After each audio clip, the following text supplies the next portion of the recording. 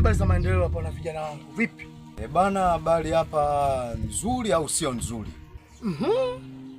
Ninaposema nzuri kwa mimi kiafya safi, lakini tatizo lipo kwa watoto. Kwa watoto? Kwa watoto vipi yani? Sijakuelewa hapo shawa. Bana ndugu yangu, lazima upate mshtuko kama nilivyovurugwa mimi. Sasa hivi yapata wiki nzima wale watoto hapa nyumbani wameondoka, wamefanya kutoroka. Sasa sijui walitarafiana na mama yao hapa au vipi. Nimezunguka lakini bila sijapata jibu ndugu yangu. Unasema? Wameenda wapi watoto wangu? Na inakuwaje yani kwa mfano? Mbona kaona nivuruga? Watoto nimewaacha hapa kwako. Na niliwaacha hapa kwa maana ni kwa maalum nilikuwa nategemea ile siku ambayo mimi nimewahi na kuja, sikupata nafasi, lakini leo nimekuja kuwachukua. Sasa unaniambia kwamba hawapo, wamekwenda wapi? Na shida ni nini? Ndio maana ndugu yangu nikakwambia mimi mwenyewe nimechanganyikiwa. Sijui katika ondoka yao kwamba hapa walitarifiana na mama yao, kwa sababu ujue mke wangu kila nikimuuliza na kwa anipi jibu sahihi. Na hivi sasa kwa vile hayupo hapa kaondoka, hata angekuepo hapa ningemwita na yeye ungemsikiliza. Tatizo sijui nini yani. Mimi nimevurugwa kweli kweli.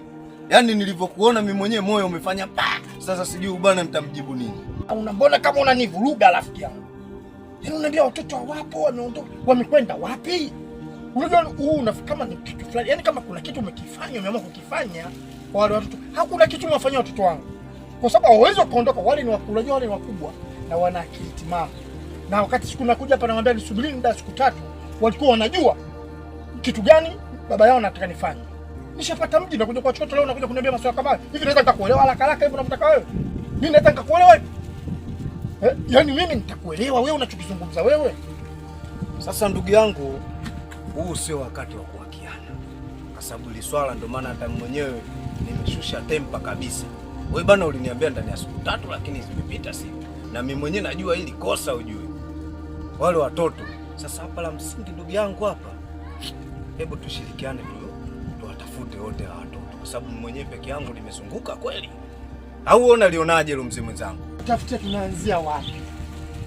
Kama kusema tuwatafute saizi hao watoto watakuwa wamekwenda wapi na tunaanzia wapi? Unajua nishachanganyikiwa ndugu yangu. Ndio mimi bana hapa la msingi la kwanza kabisa sisi tufike kwa mjumba nyumba kumi. Mjumba nyumba.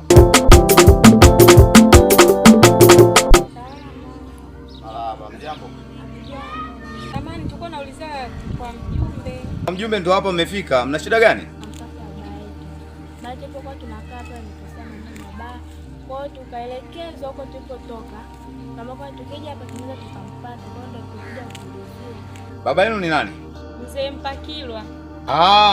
Bwana Mzee Mpakilwa, mzee bonge yule. Una juzi kati tukatoka hapa kwangu alikuwa na tatizo hapa. Alikuwa na tatizo kwamba kazulumiwa nyumba yule mzee. Nyinyi wanaye? Ndio. Ndio baba yetu. Sasa naombeni mningoje dakika 2 nikafunge ng'ombe wangu hapa. Maana majani yenyewe kiangazi hiki. Ni changamoto. Nirudi hapa tukae chini hapo tuongee. Basi sawa. Basi bwana wewe, atunge majani yako. Nani kwa kasikizo wageni wangu. Karibuni mkae hapa. Karibuni. Asante. Karibuni. Karibuni. Shakaribia. Mjumbe bwana, sisi tumekuja huko mguu wako kabisa. Tumekuja hapa tuna matatizo. Na sisi ndio kama tulivyokuelekeza kwamba tunamtafuta mzee wetu. Mzee Mpakilwa. Mtakuwa na amani. Tutakuwa na shughuli ndogo hapa. Sisi hatuna kilimo hapa. Kibustani kile pale tunaamka asubuhi, tunajaribu kumwagia maji. Tunashirikiana mambo madogo hapa. Tunapata riziki. Kwa hiyo wanangu, kuweni amani. Mnaweza mkaenda mkaangalia kile kibustani, mkachuma walau mboga za majani. Mama yenu akifika hapa walau mnaendelea kutengeneza akuli kidogo. Sawa. Sasa mimi niwaache kidogo. Hapa mko nyumbani. Mama yenu ametoka hapa, kaenda zake vikoba vimekuwa vikoba. Sasa mimi naelekea kwa wenzangu huko kidogo. Walau nikapate gawa kidogo, sitochelewa kurudi. Kuna mzee mwenzangu mmoja tuliediana kesho tuonane. So sipendi kupoteza ahadi ya mtu. Mimi kidogo anakuwa wakili wa muda. Ngoja nikamuone. Nitawahi kurejea hapa. Mama yenu muda si mrefu atarudi hapa, mtashirikiana naye. Nitampigia simu. Hebu ngoja nimtafute kwanza kwenye simu wanawake bwana. Ndio kawaida yao. Halo. Wapi unakuja? Asa wawai nyumbani hapa kuna wageni bwana. Waje walau wapate hata kidogo maji. Wai kidogo. Haya sawa jamani. Ndio kwenye gawa hapo. Nitawahi kurejea. Jamani. Haya mmeona tena. Dadangu tena mimi ninavyonijua wenyewe kwa mbivu. Nitaweza kweli kulima mimi? Ndio kwanza tuziangalie hizo mboga. Jamani, mbona ametukuta? Mimi namkumbuka mamangu akiwepo, sasa hivi mimi mamangu nilikokuwa zangu naye. Sasa kama hali jamani, kweli mimi hata jamani hivi mimi ninavyoniona hivi. Naweza nikamwagia mboga mimi hapa. Wewe nawe unashindwa nini wakati ulikuwa umeolewa na mkulima wewe? Wewe si ndio unaweza? Mimi naweza maisha yangu wewe tena sio kasubutu kusema hilo neno. Hamna dada wewe unaweza. Hiyo ni siri yetu. Wewe si ulikuwa umeolewa na mkulima, utaweza. Ila sisi wenzako ndio kwanza tumetoka shuleni. Ndio mboga hizo hapo. Kwanza mimi natoa kisiketi kulima. Jinsi mnamjua yule tena ndo atama kabisa ataenda kwa bwana wake. Mbona kwa bwana anaendaga anarudi shoga yangu. Tunashinda naye hapa panakuwa kama mimi nilivyoachika.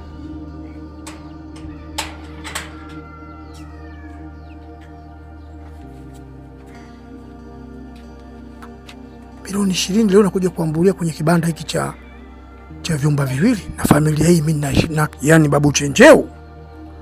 Leo kuja kuniweka mimi katika maisha magumu kama haya. Yaani ya kunitia mimi kuniingiza mjini. Wakati yeye aliniambia nyumba hii ni ya kwake. Maana ulifanikiwa kabisa. Mpaka umepata mji bwana. Umekuja muda? Nimekuja muda. Na baada ya kupata vijana vyangu kidogo, nikaona haina jinsi nikakeshe nayo bana. Kuna bora ninunue nyumba. Kutokana na mazingira yangu yamenibana sasa hivi, nikaona bora niisukume. Na wewe rafiki yangu umekuja huku mjini, unahitaji nyumba, basi limekuwa jambo la mbolea. Nyumba nimeiona, nyumba nimependa. Nitanifaa kutokana na watoto wangu wale, familia yangu ilikuwa nayo. Kwa mji utanitosha. Naona bwana. Sasa cha kufanya hapa, uliniambia milioni 20, si ndio? Milioni 20. Wewe mwanangu, sikupigi mimi wewe. Najua tumetoka mbali. Tumetoka kijiji kimoja mimi nikutapega? Tumetoka najua. Yaani hiyo milioni 1, hiyo milioni 20 kama umeokota. Kweli bwana, mimi nashukuru bwana yake na mbona kazi? Nyumba nzuri. Nyumba nzuri. Mimi nashukuru. Sasa tukifanya kalo lile pale.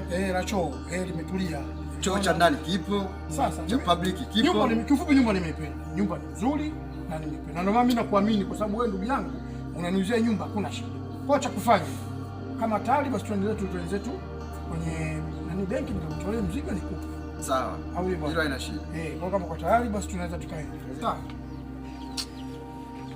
Siwezi kukubali.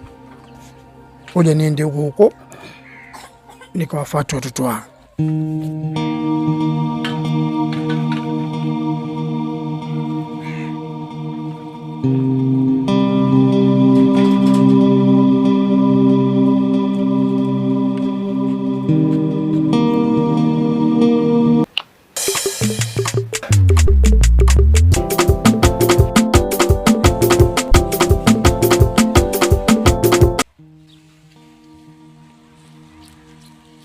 Dada. Salama. Karibu dada. Asante. Vipi mwenzangu, mbona upo hapa? Sisi hapa jamani samahani, lakini tulikuja hapa tukakuta mjumbe. Si sawa, ngoja nikae afu nisimulie vizuri. Eleze vizuri, ilikuwaje? Yaani sisi tulikuwa na makazi yetu. Yaani baba yetu sisi alinunua nyumba kwa mtu. Aliponunua nyumba kwa mtu, kumbe mtu alikuwa tapeli. Nyumba ile haikuwa yake. Kwa sasa amekuja yule mwenye nyumba akatukusa pale na dada yetu alikuwa hayupo. Kwa tulivyofukuza tukaenda kwa rafiki yetu tu mmoja wa kiume, rafiki yetu na baba. Ndio tukaenda kuishi kwake. Lakini leo tumemsikia mkeo anaongea maneno mabaya, tukaamua kuondoka. Ndio tukaulizia kwa mjumbe tukafika hapa. Ila wewe hatukukuta. Sawa. Kwani hakunitafuta kwenye simu? Alikupigia lakini uko unapatikana. Simu yangu ilizima chaji. Sawa, karibuni wanangu. Haya, wenzako wako wapi? Baba tulipofika hapa akatuelekeza kwamba unavyoishi hapa kuna mashamba ya kulimalima huko, kwa hiyo kawapeleka kwenda kulimalima. Huyu naye kashawapa tena mashamba. Alituambia tuwe tunalimalima, tuwe tunajipatia hata vimboga vya kula, manake hatuelewi tutaondoka lini hapa. Haya binti yangu, karibu. Asante. Jisikie uko nyumbani. Haya. Angalie ndani. Haya.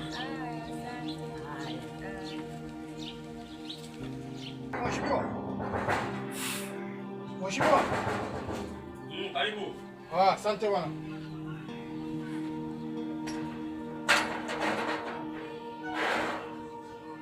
Karibu. Asante bwana. Kama ndugu. Karibu.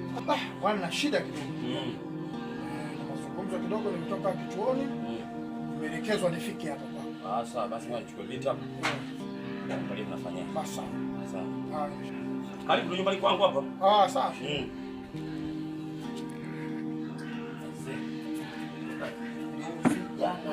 Sijafika pale.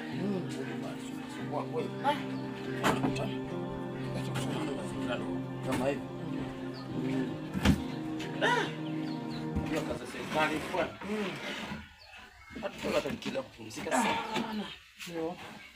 Mgongo. Pole. Niambie sasa. Bwana, mimi nimekuja. Nimetoka zangu kituoni, wako amenielekeza nifikie hapa moja kwa moja. Alipigia simu asema kupatikana. Kwa hiyo nimekuja bwana, kesi yangu na mwana wangu tafuta na arabi yake na nishampatia tayari.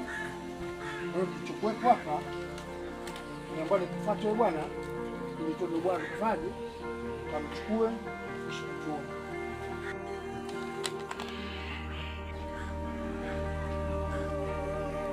Huyo mtu kwanza yuko wapi?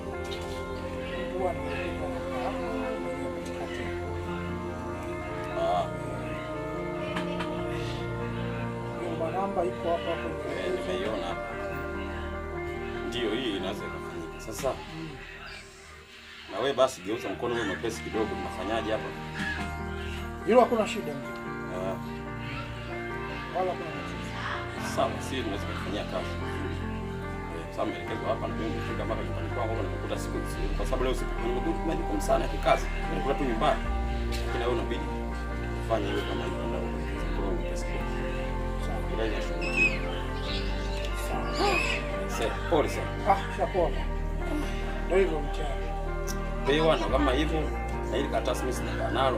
Wewe unataka shika kwamba huyu hapo mtu kamatwa. Na wewe kama lazima sio. Sawa. Kwa tunafanyaje? Hapa kuna jinsi mzangu. Mimi naona hatuna. Asubuhi tena hata chai yenyewe sijana. Hakuna shida. Mimi mzee cha kufanya. Hiyo kazi kama itatokea kesho asubuhi tuko vizuri. Mimi nitaondoka kila siku, kesho nitakuja kukuona. Ndio tuje tumalizie mambo mengine yote. Kesho asubuhi. Tutakuja kesho asubuhi. Kwa kesho ila sawa. Mimi nitakwenda. Sawa. Sawa. Sawa. Hata shida yeye. Basi hakuna shida. Hamna. Bwana naomba ufanye hivyo bwana. Hamna na. Jitahidi bwana. Hamna shida. Bwana mtumiwa huyu anasumbua kidogo. Wewe hata usipate tabu. Au sio bwana? Sawa. Sisi tupo. Nashukuru. Karibu sana. Haya.